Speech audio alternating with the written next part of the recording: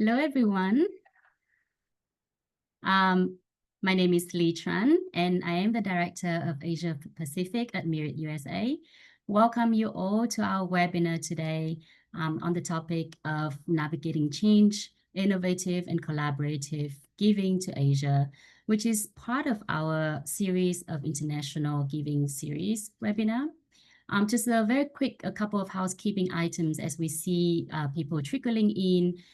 The participants are in the listen-only mode, and the chat function will be closed. But we welcome you to share your questions that you have through the Q&A features at the bottom of your screens.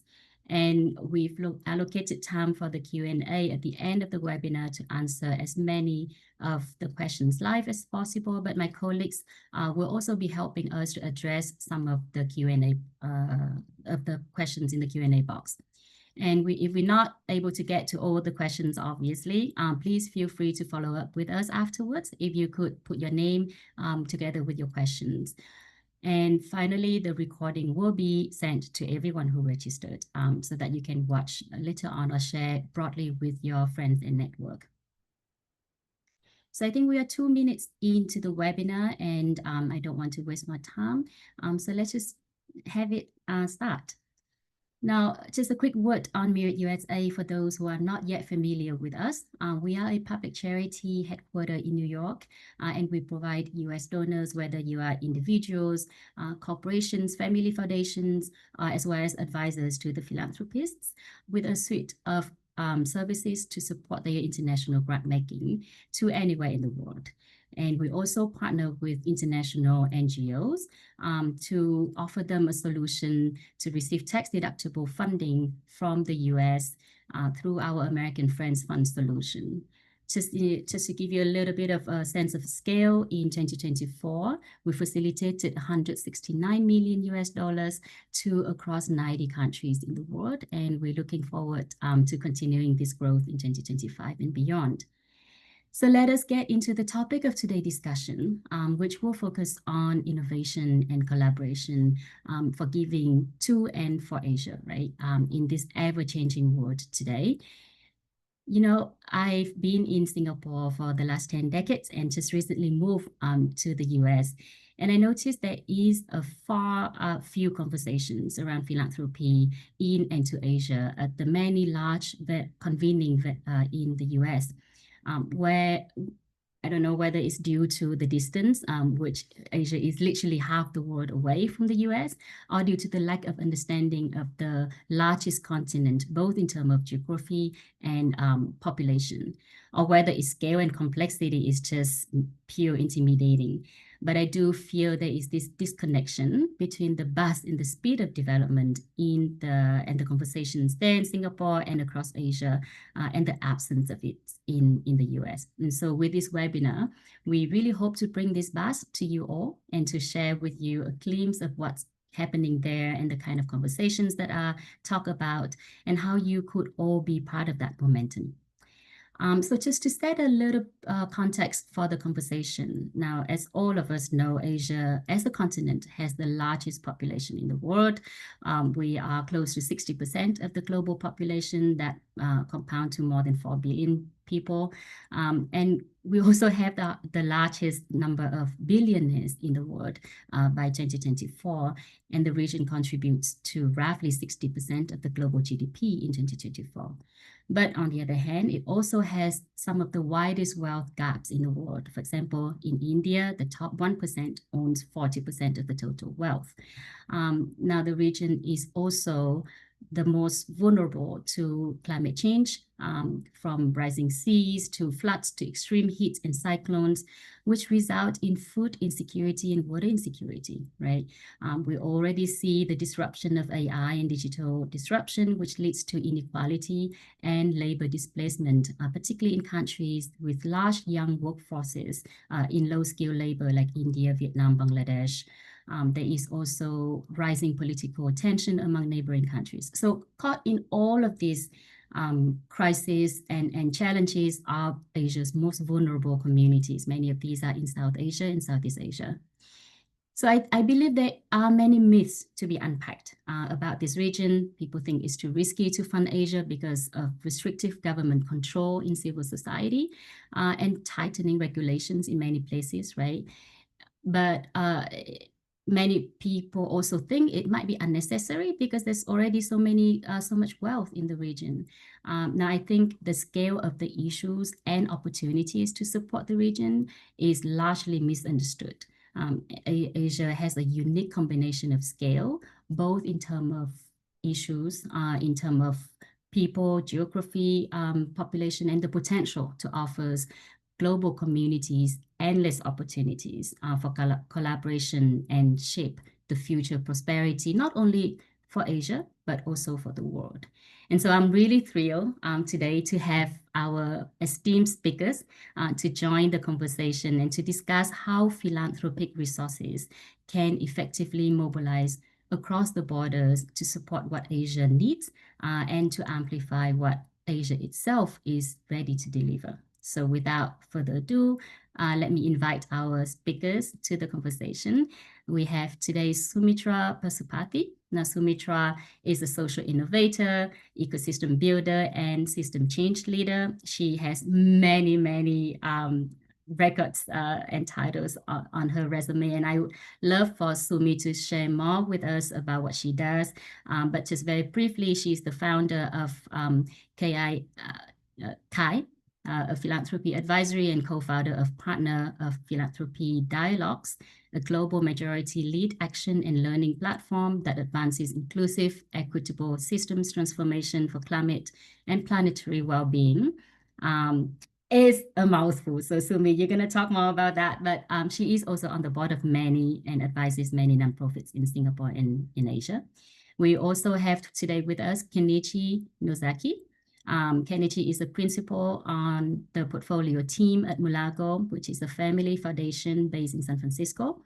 He focuses on long-term scale strategy and impact for early growth stage solutions in health, education, livelihoods, and climate, mostly in South Asia and Africa.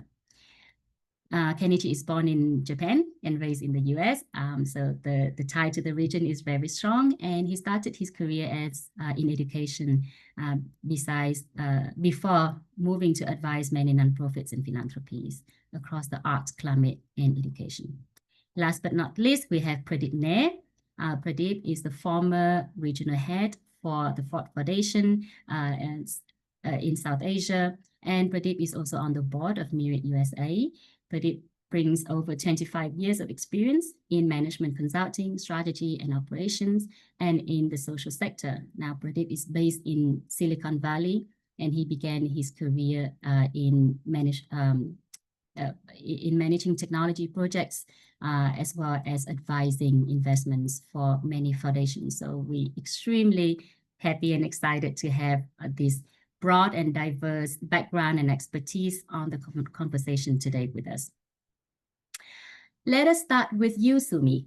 Lady first. You are based in Singapore, which is the epicenter of many of these conversations around the innovations that breed new philanthropic models and collaborations. Can you share briefly with us about your engagement there and what excites you about Asia? Sure, surely. Yeah, good afternoon to everybody there.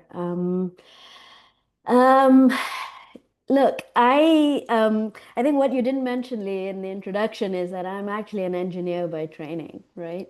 And so I'm actually a geek. I love new ideas. I love innovation. And my career started actually in the private sector, and then I became a social entrepreneur and social innovator in Asia. What excites me is that Asia and the global majority actually has been the birthplace of thousands of new ideas and through social entrepreneurship and social innovation. Um, there are so many individuals and people, innovators, through fellowships such as Ashoka, Skoll, Mulago, and we have Kenichi here, and Acumen, Echo and Green, and that's only just the tip of the iceberg in terms of new ideas. And these are individuals that are solving problems at a systems change level, right? During my time at Ashoka, Bill Drayton used to tell the story of how Asia shaped social innovation and social entrepreneurship. Um, Asia is also the birthplace of many, many firsts. So we've got this legacy of being, the world's oldest university, the Nalanda way, way before the Enlightenment phase of our history of 200-year-old universities. But we're also the birthplace of microfinance, social financing, affordable healthcare, affordable education. These large-scale ideas that have transformed the societal field was born out of Asia, right? And on the private sector too, we've got, the largest digital banking infrastructure in the world in India, right? And China is the leading renewable energy provider in the world, right? So, and ASEAN, where you and I are from, Lee, it's the fifth largest economy.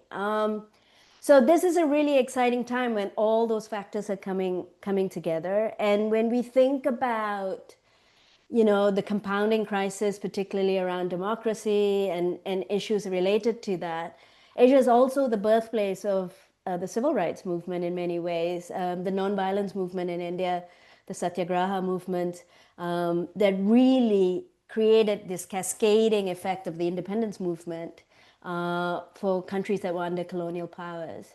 And, I only just discovered a few weeks ago that Thich Nhat Hanh, the Zen Buddhist monk, was a large influence to Martin Luther King in developing this notion of the beloved community, like how we come together as collaborative community to activate change. So we've always had brilliant ideas. We've always been able to mobilize. So we're not short of that.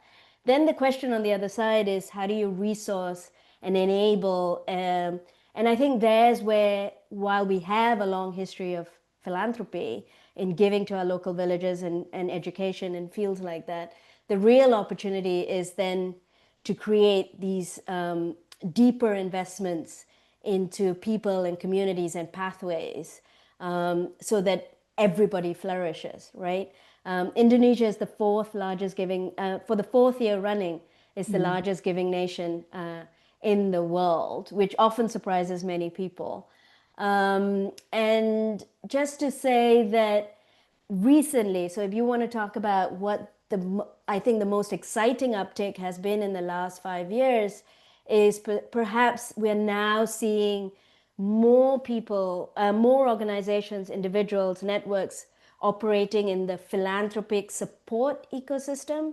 So you've got the philanthropy, the beneficiaries and organization, and you've got funders, but now we're having this greater layer that the US and Northern Europe have had for a while, but now we're beginning to see that happen. And in spaces like India, in spaces like Singapore, where the government is really leaning in to strengthen the philanthropic support ecosystem, that gives me a lot of optimism to see very creative ways of coming together.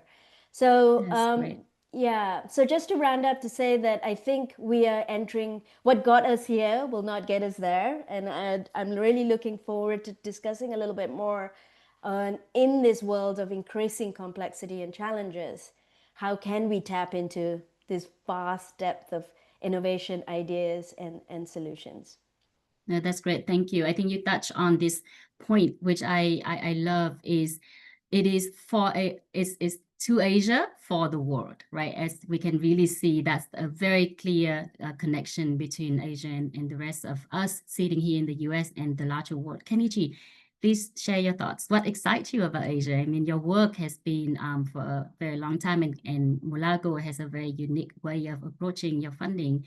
But we love to hear a bit more about how your work is going in Asia and what excites you about it, and the partnership model with Mulago. No, sounds good. So yeah, thanks for having me here. A couple of things just to add about Mulago contextually. So we fund across a bunch of different issue areas. all focused around generally poverty and climate, which are obviously, as you pointed out, Lee, huge issues of need in Asia. We are also geographically agnostic, and we're excited by solutions that can kind of jump from one country and potentially scale to others. And about a third of our portfolio is focused in Asia. So there's a lot to do there. Yeah, so to your question around what we're excited about, there's a ton to be excited about. Just a couple of things I'll name. One thing that's particular about the number of Asian countries that we have partners in, especially India, Indonesia, Bangladesh, Pakistan, et cetera, there is fundamentally, there's more established government infrastructure to scale and pay for solutions. Mulago cares deeply about solutions that can be ultimately scaled by either governments or businesses. And you really do need established infrastructure to do that. I'm not saying it's perfect, happy to chat about it more, but it's definitely a great foundation. And that also has helped to insulate it a little bit more from some of the global aid cuts. And so that's definitely one. The second thing we're excited about is just innovation. One thing Mulago looks at is, in addition to nonprofits, we also look at for-profit early stage solutions. And I think with for-profits, as long as you have the kind of the overlap between impact and profit, there's something highly scalable there. And so I would encourage donors in this chat or in this webinar to consider some of the innovation, the for-profit solutions that are abound in Asia. So those are things we're excited about. Thank you, Kenichi. Well, Pradeep, onward to you. I mean, you are sitting at the heart of the Silicon Valley, you know, constantly talking to the tech and the business over there. Again, what excites you about Asia, particularly from the conversations that you have with businesses and in the US and the development you see in Asia? Thank you. Good morning, good afternoon to everyone. I'm not going to repeat whatever the others said, because I'm guessing everyone who's on this call is excited about Asia as much as we are. So hopefully it doesn't require any selling. But I think the conversation about what keeps us continue to be excited about Asia, I think, is the bigger question. And honestly, you know, it is, again, I'm not going to say anything that's new to any of you, but it is still the largest, in a way, the largest market in the world for social sector. So, and it's so huge and it's so diverse that there's something for everyone, I guess, in a weird way. You know, if one country and, you know, one the region doesn't work, there's another country, another region. So I think just the possibility that if you have a solution, you will find a market in Asia, I think itself is very unique compared to any other region of the world.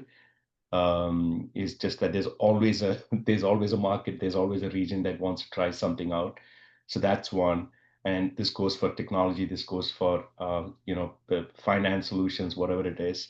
The second, I think it is in my experience, it is of all the regions, I think it is one that's still very, very open to trying out new things and innovations. It could be maybe not because of the way it's organized, maybe it's in spite of the way it's organized that it's working out, but there's always, and I know when we were in Ford Foundation, we would always try out new ways of funding or new solutions, mostly in one of the Asian countries, just because, you know, it is easy to try that out. For example, if you want to do community-based, you know, if there are organizations that are focused on community-based giving, it's still, you know, most parts of Asia are still very strongly structured around communities, something that's disappearing, let's say in the US maybe, or some other regions, right?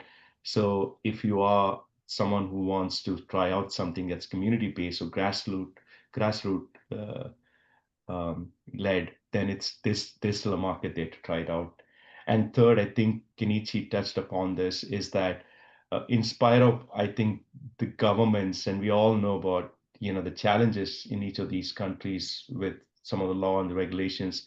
In spite of that, I think one thing we got to remind ourselves is that almost every single country in that region has social development on their agenda, just because of where they are, you know, just because where these countries are.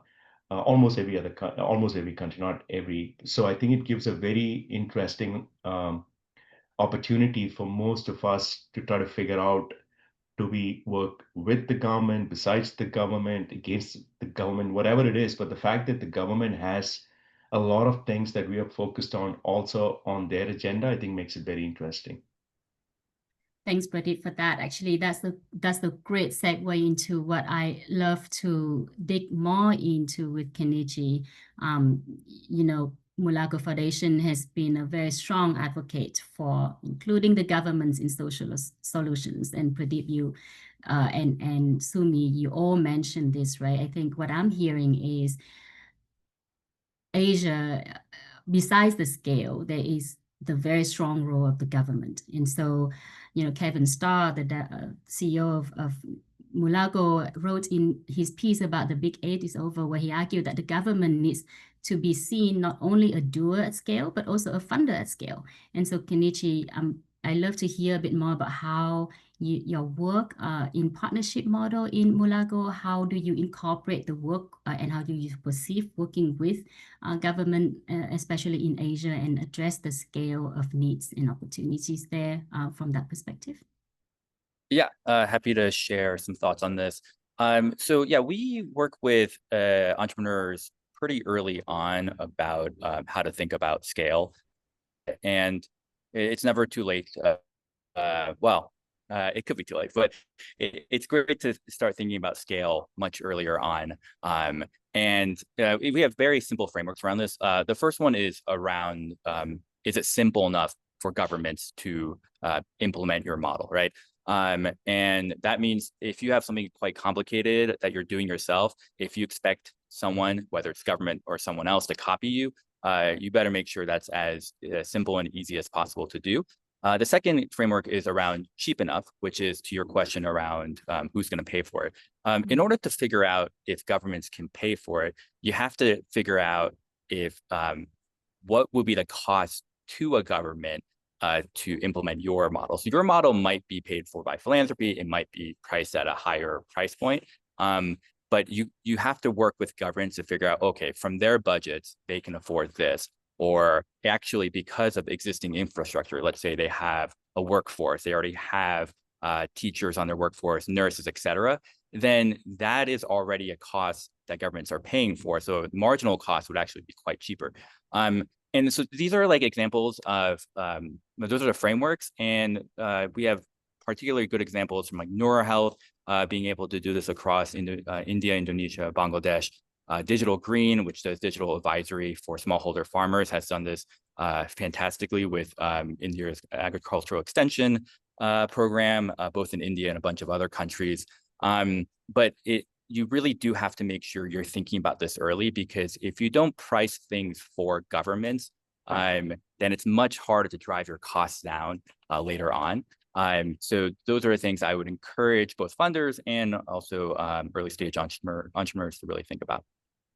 Thanks, Kenichi. And I think that's what Sumi also alluded to earlier, is the fact that in Asia, there is a very ready and mature infrastructure that is including government, business, and philanthropy, right? And I think in Singapore, particularly the Singaporean government has been really leading the conversation about 4 Ps. It's not just 3 Ps anymore. It is public-private philanthropy partnership. And so I think that's definitely one important point for everyone to think about in terms of investment into Asia. Now at Myriad USA, and what both Pradeep and Kenichi mentioned, I think it's very important to think about the way that we mobilize resources. And at Myriad USA, we see a growing interest in new philanthropic vehicles, right? Like collaborative giving circles or multi-donor DAFs as mechanisms for individuals and foundations who want to give and pool fund, and as well as pooling risks, right? I think in this time, we really need to rethink about the traditional model. And Sumi, I'd love to turn over to you and share with us some of the most promising innovations in philanthropy that emerged from Asia that you've seen, particularly when we look at giving mechanism, impactful giving, and these models could serve as the models for global donors. Absolutely, absolutely, Lee. Before I launch into that, maybe just to set a little bit of context. So about 2 years ago, a platform of 8 women from the global South, the global majority, came together to really unpack what would we need to do in philanthropy, what would philanthropy need to do in order to unlock the full potential of the field and to solve problems at scale. And so the promising practices that we gathered was from that study across Latin America, Africa, and Asia. The first thing I want to say is that, and this was right coming out of COVID 2023, and really a lot of our interviews were really in places like Indonesia, India, in the Asian context. What became very, very clear that COVID was a pilot to what we will increasingly see around the world, right? In that we are increasingly, for the last 5 years, we've really been talking about change. But now we're really talking about the fact that we'll be moving into a world where we will experience complex issues, multiple challenges at the same time. Where, it's not just climate and environmental challenges, it's the democracy issues, it's geopolitical wars, it's tensions, it's stagflationary environments. These compounded effects drive a greater complexity in terms of the issues that we're trying to solve, right? So the game has changed. We're gone, if I had to use a metaphor, we've gone from rowing on a very calm river to suddenly learning how to surf in an ocean with unpredictable waves, right? And I have to say, my very positive experience being part of an investment committee that deployed 20 million in India in this very chaotic period in 2020 during COVID was that people and communities matter in the equation, right? And we were working with education and we were working on health, two critical spaces.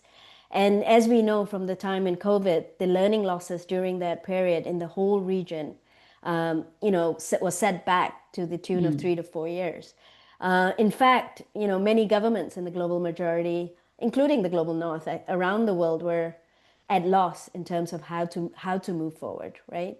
But what we saw was really people and communities stepping up, taking a pause, stepping back, and that deployment of and we carefully selected actors that were working at an ecosystem approach across the field, taking very holistic approaches in their interventions and changing and being much more agile.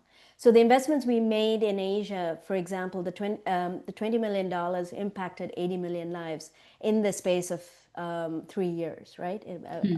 Based on independent reporting. So my sense is that, so when we went into philanthropy dialogues to really look at promising practices, one of the things that we highlighted again and again and again is how, as you intervene, as we see philanthropy intervene well, it does that by recognizing the proximate leaders that are creating the change, that have the agency, imagination, and ability to solve problems at scale, which Kenichi alluded to. We need a whole ecosystem approach, not one organization at a time, but really thinking about whole ecosystem approach. We've seen actually post 2022 new actors, networks, and organizations that are moving horizontally and deploying very uniquely. Some of the folks that really excite me in Malaysia, where I'm from, it's actually a global South platform organization, Numun Fund, which deploys at the intersection of gender and technology interventions. And they've deployed close to 15 million in 2 years, which are all significant funds in our region. The others are like Samhana Institute in Philippines that has been around for over 20 years, Community Frontline Funds, Tenure Facility, Tara Climate Foundation. So this myriad of opportunities and actors are now really beginning to seed and flourish, right? It's not just the donor-led organizations or not just one nonprofit at a time, right? These collaborative weaving that is happening. And Tara Climate Foundation particularly is really orchestrating in multiple places in Southeast Asia and North Asia. So the way we organize needs to change as well, and who we think about and where we want to invest and how we intervene matters. And last but not least, I think there's a real role to play from a leadership perspective. I think with wealth holders and resource holders, and particularly in this context of the poly crisis. And I really like what Pradeep said. The beauty of Asia is the ability to experiment and take risk. I don't see risk as a problem. We don't see risk as a problem in the private sector. We actually see it as an opportunity to innovate. And the cost of experimentation is actually incredibly low. And so the real ability to experiment, and here some of the promising practices we saw is organizations, philanthropic support organizations like DASRA in India that launched the Rebuild India Fund, organizing very differently and shifting power. And that's the other thing I would really look at, all these promising practices and really looking at shifting governance, shifting decision making, shifting leadership strengths and capacity, and much more participatory processes and trust-based processes to people and communities. So there are quite a number of actors in it. Couple of things to just add. So risk is an opportunity, I think, as opposed to risk is something that should hold us back. And also to say that the return on impact is disproportionately high if we partner holistically across the ecosystem.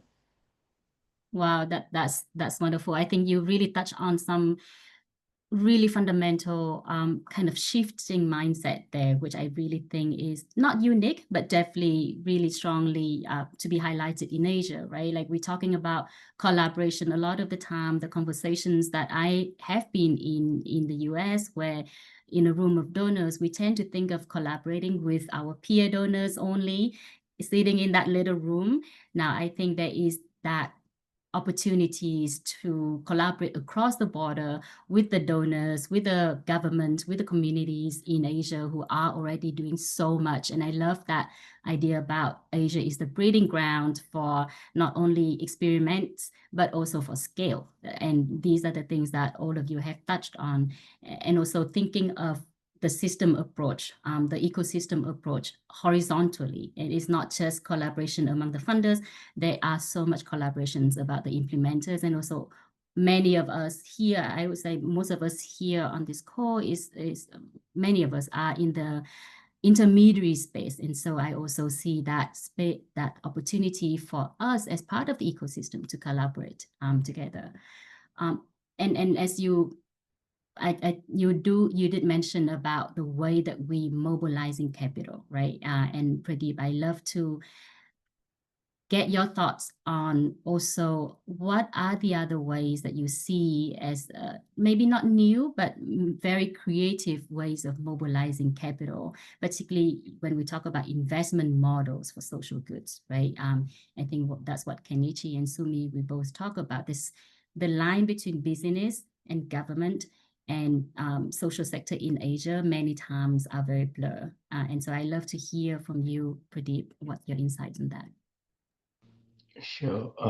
I think, first we got to understand, I think, from the solutions, before we get into the solutions and try to design these solutions, I think it's important to understand how the landscape is changing in some of these places, right? And so let's take India as an example, because that's a place I know more than I know the other countries. It's interesting that at least I'm noticing this trend, and I think maybe others are too, is that more and more young people are getting involved in this sector, right? I mean, once upon a time, I remember when I first moved there, and 15 years ago, as part of Clinton Foundation, people were usually had been in the sector for 10, 15 years, and they've been doing it. It was a long-term thing.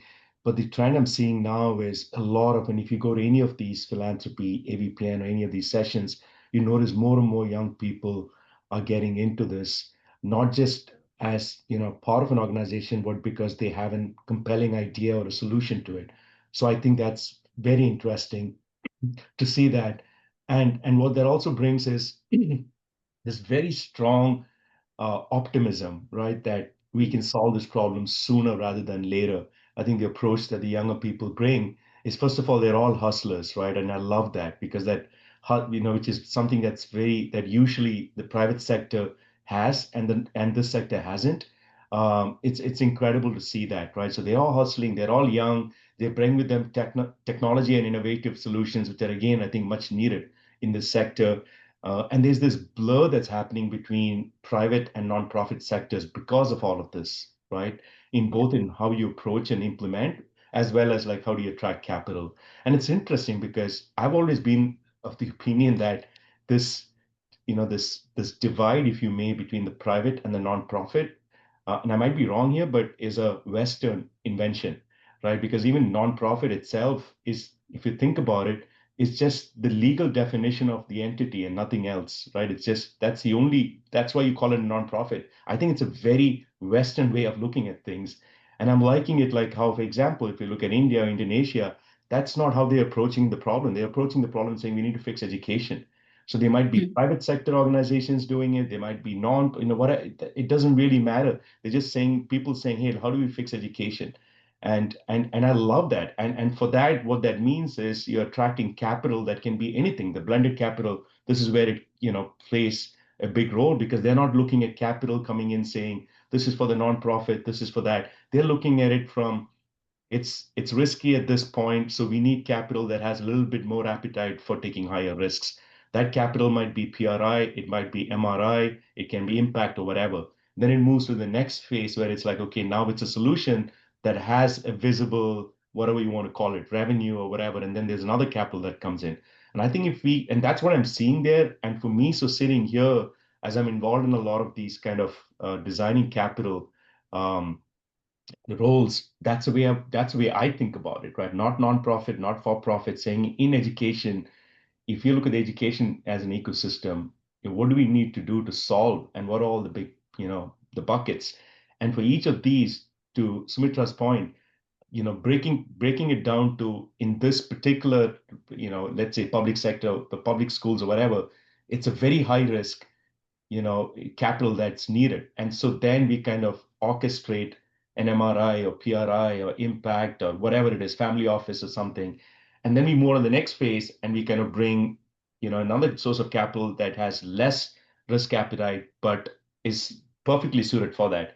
So I think sitting on this side, if anyone has access to all these different sources of capital, I think you're in an incredibly powerful position to kind of try to figure out this thing and orchestrate all of it yourself.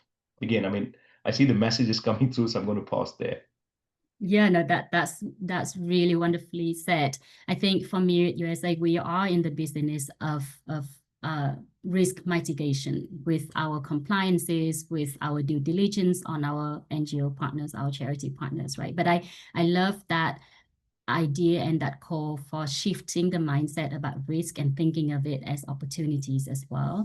I know that we have to move on to the Q&A session soon. I always knew that 45 minutes for a discussion about Asia is way too short to unpack this massive region. But we really believe that many of our US donors already understand the global complexity and the interconnectedness of many of the crises we are facing around the world today, but they are not always sure how to give or where to go for advice. I mean, we are playing that role of giving our donors advices and solutions, practical solutions to mobilize their resources. But as a final thought, before we're moving on to Q&A, I see a lot of questions coming in. For all of you, what are your advice to our US donors in the audience here to rethink of their giving strategies to align with Asia's philanthropic ecosystem? I know all of what you already shared are advices, but if you could be more concrete to give them a pointer,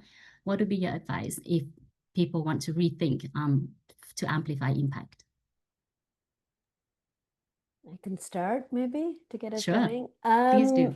Yeah, look, like I said, I think we're entering very different times, and it's a real opportunity to rethink, reimagine, and re-engage, and see Asia as an opportunity to be the R&D lab, to scale with new ideas. And therefore, my first advice would be to take a pause and step back and realign your values and really look at what is it that needs to shift in order to drive this accelerated way of creating impact, right, in these complex times. The second thing I would be is reach out. I think reach out to the philanthropy support ecosystem with lived experience in Asia and lived experience in the field. There are quite a few of us now, and that's the exciting part of it. And the intermediaries that are working in these spaces to gather your knowledge. Thirdly, strategically, it is really, really important to make sure you are investing and empowering people in communities as part of your portfolio. And particularly high innovation, systems changing ideas that can scale in multiple ways. It's not just scaling wide, but deep and shifting mental models as well. I think I saw a question around changing mindsets. Those actors matter.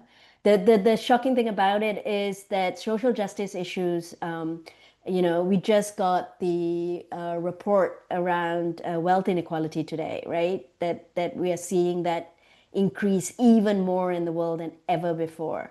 And therefore then, and in the last 2 months, we have had young people take to the streets across 7 different nations. So social justice does matter. The deployments are still only at the 5% level at best. And therefore then being very intentional in people in communities in these systems, and therefore partnering the right philanthropic support partners that are actually empowering the whole ecosystem rather than crowding in. And this will be my chime. Avoid, if you had to take one thing away today, is avoid crowding in and crowding everybody else out in the field, because the ideas already exist. So avoid crowding in and crowding out. The last 2 things very quickly: invest in relational trust. It matters. Partner regionally and domestically across the field.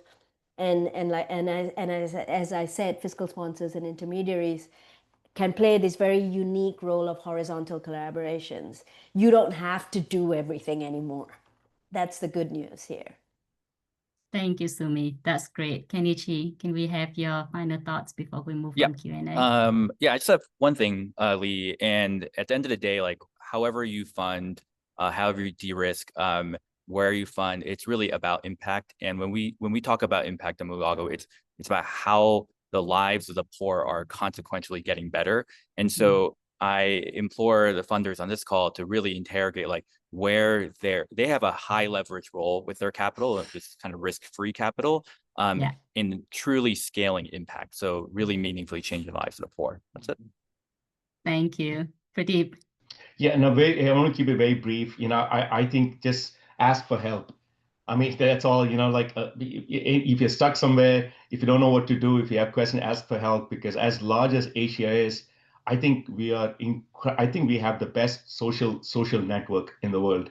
So I think we're incredibly well connected in spite of our differences.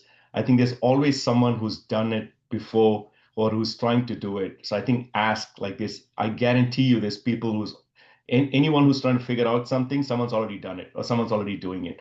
So just reach out to the right network, and Asians, most of us love to share, love to help. I think that's something that I've always found. And I think so. Don't hesitate, ask, and someone will tell you what to do or what not to do, or connect you with someone else who knows, how to go about it. So I think because that's how incredibly mature the network is in Asia, which I think we should take advantage of, right? And not lose. And just very briefly, so on that, also answering one of the questions, so we save time. Alexandra asked a question about, how do you convince some, I think capital in to kind of take risk. Honestly, I can tell you from experience, I've also been a VC, deep tech investor. You're just wasting your time. If someone believes that, because all funds are structured around very, very strong thesis of returns and all of that, you cannot possibly go and convince them to change their thesis on risk.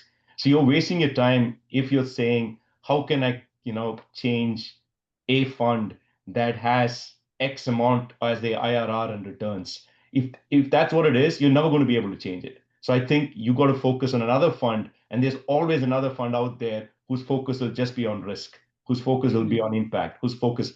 If you're running into a fund that is asking you 10 questions about, but what are the returns and what are then it's obviously the wrong fund that you're speaking with. It's going to be extremely difficult to change a fund's thesis.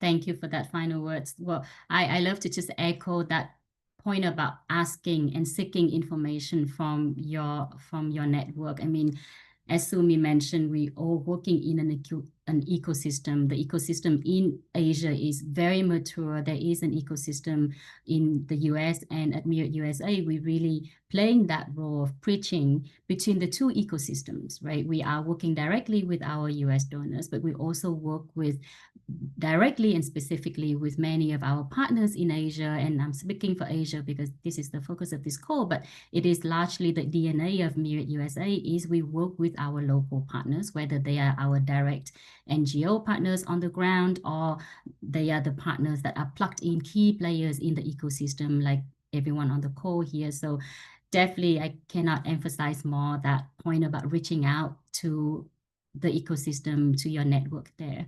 So let me move on to the Q&A. We have a few came in. Pradeep, you already answered some of the questions around investment. There is a question about how Asian philanthropists thinking of legacy from charity to systematic change, particularly in areas of climate resilience or education equity. I wonder if Sumi, you might have some thought here. Or Kenichi and Pradeep. Yeah, I can get it started. There's been a lot of conversations around system change and a lot of conversations in mobilization around that, as well as education equity. I think in some places like India, of course, we've seen the most movement around this kind of work, right? And there are conversations around this. We are now seeing that also in Indonesia with Philanthropy Indonesia, which is a collaborative of 11 Indonesian organizations, philanthropic organizations. And now in Singapore, which is largely working and functioning as an aggregator for the region, there are more collective learning platforms like the Asia Climate Philanthropy Advisory that was just launched this month. Is there more to do? Absolutely. I think systems change is still very new for domestic funders. My own organization that I co-founded, which is about 15 years old, only got its first systems change grant 2 years ago, right? In the Singapore ecosystem. So I think it's still, and this is where Global North philanthropy can really play a role. And this is where we really see this opportunity of horizontal partnerships and collaboration within the funders ecosystem also, because I think Global North funders have typically been, especially those who have invested in Asia, have actually taken giant leaps in mobilizing in such a way.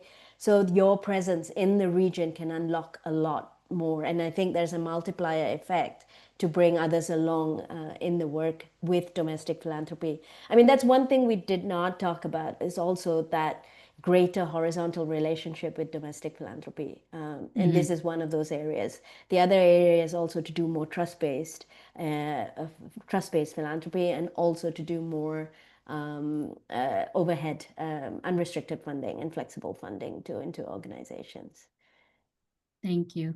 Kenichi and Pradeep, do you want to jump in with your thoughts here? That's great.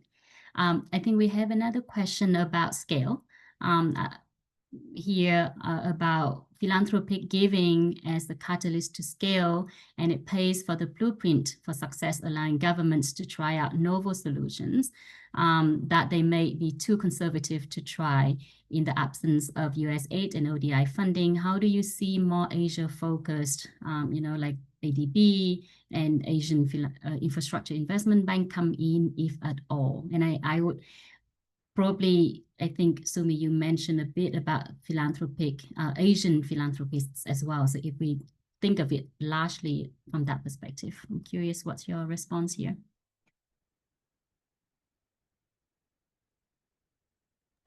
For me, oh, sorry. I think whether it's Kenichi or Pradeep or Sumi, if you have your thoughts and perspective on, again, with the Asia-focused players to come in and acting as the catalyst for scale?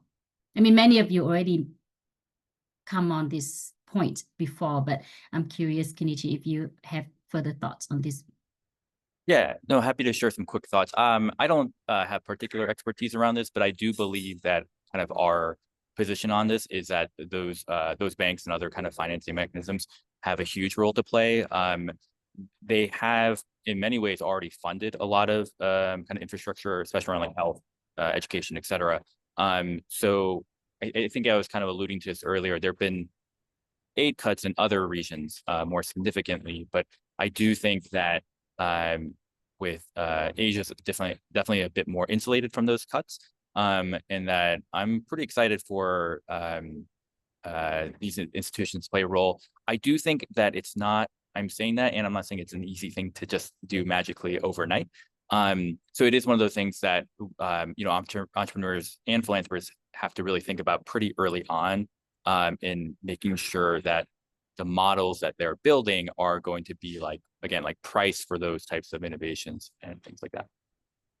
Thank you. And I think that linked to what Pradeep mentioned about the flexible way of mobilizing resources, right? Not just thinking of which like government player can do this, the private sector can play that through grants or through investment, but it is about what we want to achieve, and then just who are relevant to come in there and mobilizing your resources in a flexible way. And I think that linked to the next question, probably I'm going to direct it to Pradeep specifically. Can you speak to the overlap of profit and impact, and what does it look like? I know both Mulago also probably has something to say about that, but Pradeep, do you want to take that one first?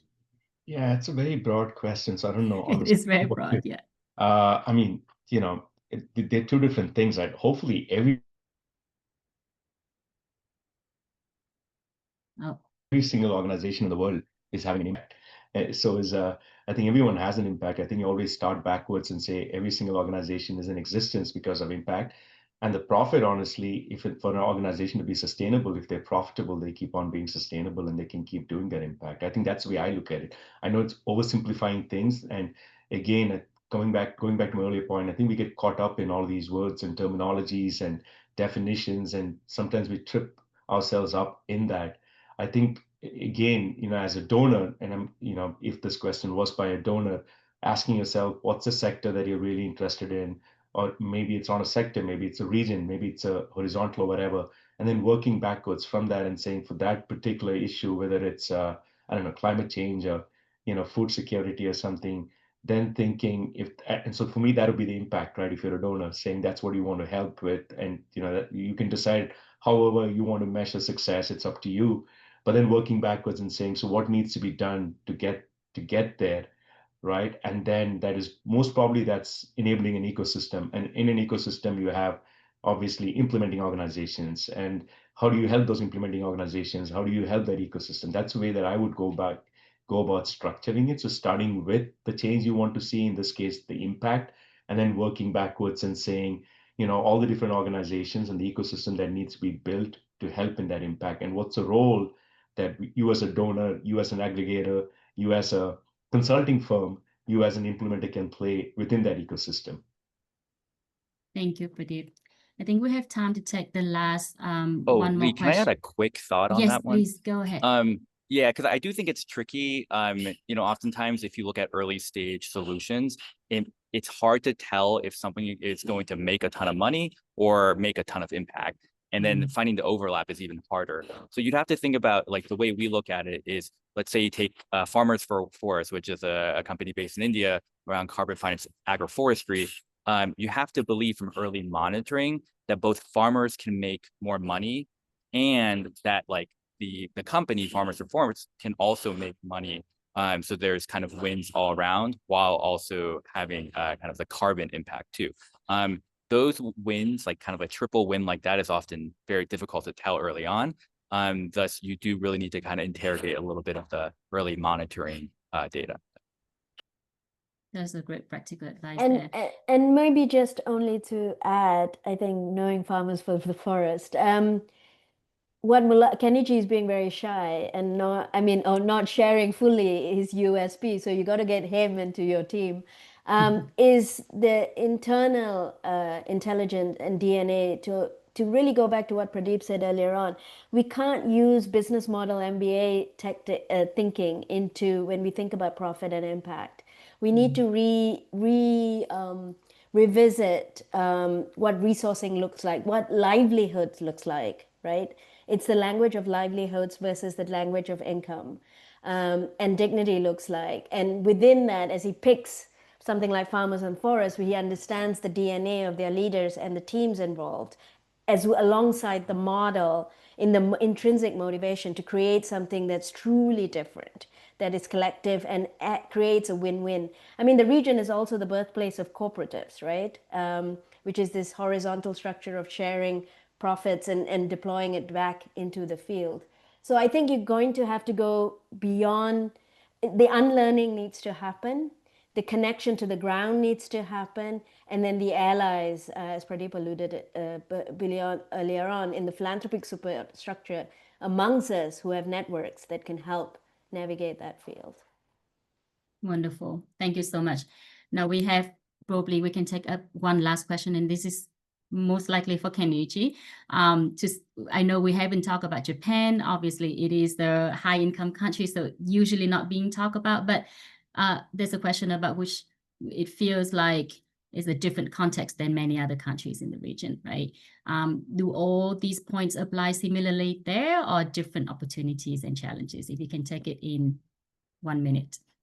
Yeah, real quick. So while I am Japanese, Mulago does not currently fund in Japan, so I can't speak necessarily Mulago's take on it. But I do think it would almost be like the inverse. What we would be excited by is potentially solutions that already work in Japan that could potentially be replicated elsewhere, rather than necessarily having to bring something to Japan from, let's say, like, and this ultimately comes down to incomes. Like, Mulago's mission is to meet the needs of the poor, and relatively Japan is wealthier. So I would be actually excited more from my personal take, and also Mulago, to think about like, what can we learn about stuff that's already working there that we could potentially take elsewhere. And So I'm that's my happy take. to also echo that as well, is we work with many partners in Japan as well as our fiscal sponsored. And of course, they have very different set of issues. I mean, we see aging is a huge issue in Japan. The shrinking demography is a huge issue there. And to Sumi earlier point, Japan does serve many of those successful models,